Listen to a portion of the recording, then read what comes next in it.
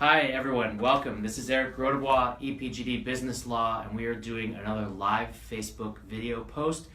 I don't think I did one last week. I believe it was the fault of the hurricane, but I hope everyone was safe and relatively dry. So let's get right to it. Today I'm going to talk about something that seriously interests most foreigners coming to America, and it is called the Substantial Presence Test. However, if you are a citizen or a green card holder, this still might just be interesting for you. So the Substantial Presence Test is an IRS test for determining when somebody becomes a tax resident. So what is a tax resident? A tax resident is somebody who has to account for their worldwide income to the IRS. Now, those of us who are green card holders or citizens, we are used to filing our Form 1040, IRS Form 1040 every April 15th, and that will include our worldwide income, okay? Now, if you're a foreigner and you're probably used to paying taxes in your home country, the question is, when do I have to start paying taxes in the United States? So obviously, once you become a citizen, clearly. Once you become a permanent resident, green card holder, clearly. But there's the gray area in between. And so fortunately for us, the IRS has given a pretty clear test. Okay, now you'll see what I mean by clear. I'm going to go over here. So Talia, you have to make sure that we can zoom in or do whatever you do so you can see. So the test, okay, so we're talking about tax years. So for example, right now we're in 2016. So the question will come up next spring, 2017, for do I have to pay taxes for 2016? Remember, we're always looking back. So it's like in the springtime, we look back at the year before. So the way that you do the test, this is Substantial Presence Test. Okay, the way you do the test is all the days in the current tax year. And what do I mean by all the days? I literally mean they can count your days that you spent in the United States. And with modern passports and immigration, when you get through the airport, it's pretty easy to figure out. You arrive at the airport, they stamp your passport. Believe it or not, that goes into a computer system. So it's pretty easy to count. So in this example, we're going to do 2016.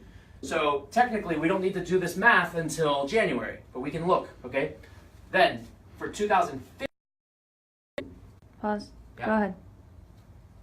In the previous tax year,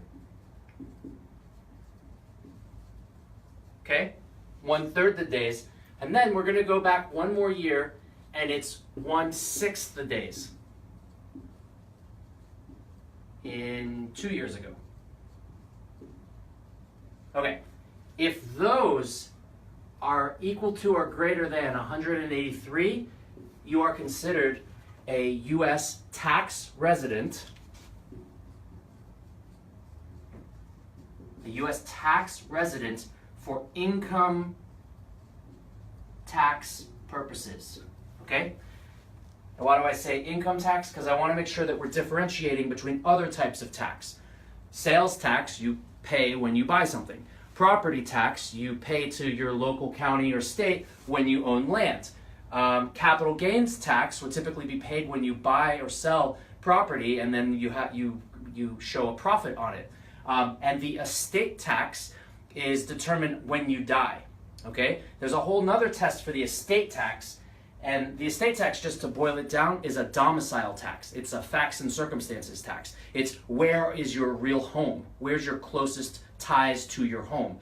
So just as a real quick side note, on the estate tax, if you owned real estate, such as a condo in the United States, but you're a citizen of somewhere else and you live somewhere else, then when you pass away, your property in the United States would be subject to the U.S. estate tax, which is why it's really important for foreigners to consider how they are going to title and own their U.S. property, because if something terrible happens, their family might get stuck with a big U.S. estate tax bill.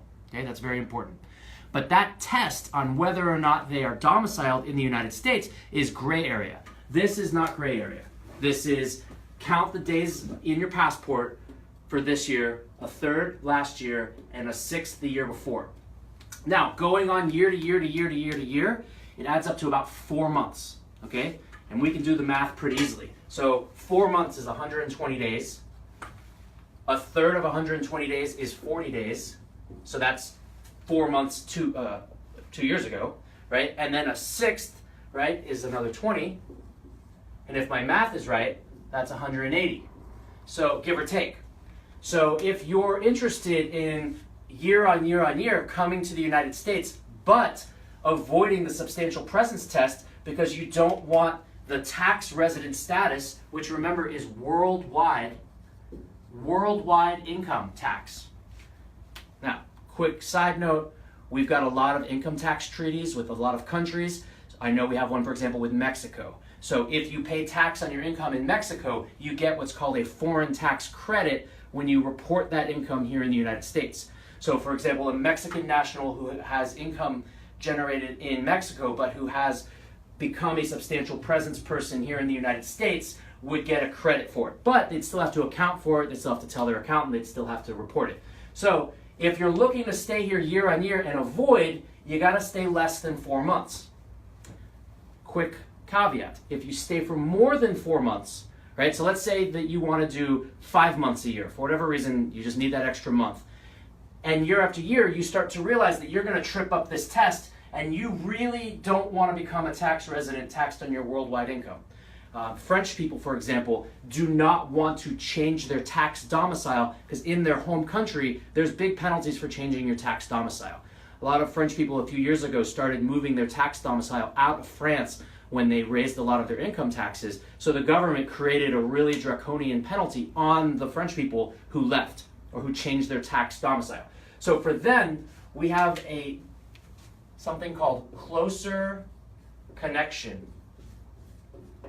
Closer connection is a form that you file with your 1040 in the springtime, or if you're not required to file a 1040, you just file it around the same time, and you're making an argument to the IRS. You're like, hey, listen, I passed the 120, 40, 20, right? I'm past 180 or 183, but I am less than 183 in the current year. Just looking at the current year, I'm less than 183. So let's just say I'm more than 120, but I'm less than 183 for 2016. But here's all the proof that my real tax home is a closer connection to somewhere else. One of my clients is one of these French people. He said, listen, Eric, I can't change my tax home because the French government will get me. But I want to stay more than 120 days a year. So what we're going to do is every year we're going to file this form, closer connection, and we're going to say, all right, we're more than 120, we're less than 183, and here's all the proof that my real home is in my home country. All right, so as you can see, this is an area that has lots of traps for the unwary. The worst thing that you can have happen is to be caught unawares. If, however, that does happen, make sure you call a good lawyer. Better yet, call one before you have a problem so you can get the advice in advance. So once again, thank you everyone. Eric Rodebois, EPGD Business Law, talking about some foreign income tax situations. This is our 10th broadcast.